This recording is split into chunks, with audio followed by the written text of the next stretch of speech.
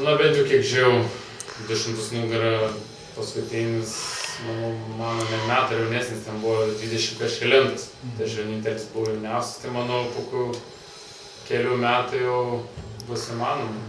Ten tarp prizininkų berods už tave 2 metais vyresnis. Jo, Australas buvo. Australas.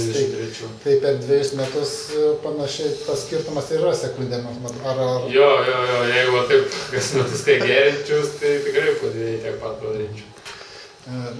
O tavo, kiek pamenu, varžovas jaunimo čempionatuose Graikas, tas Apostolas Kristas. Tai jis ten gerokai žemiau, ar ne? Jo, nes labai įdomi jie suplūkėsi vienose varžybose, taip gerai, kad niekas nesupranta, kaip suplūkė, o kitose varžybose niekada nebepadaro to rezultatą. Taip, bet neaišku, gal irgi turbūt nepasiruošęs buvo ar kažkas tokio.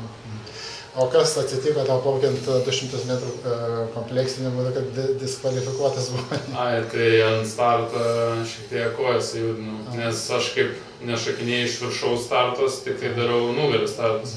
Aš esu įpratęs, kad taip ilgiau palaiko, tai jau išsilaikau, atsistojau iš viršaus ir kažkaip buvo keista, kad taip gali ilgai užlaikyti ir šiek tiek vieną koją sujudinau, drebėdamas laukiau startą. Tai šiek tiek sujudinau ir taip ir galvau, kad tik tai galiu nuimti startą.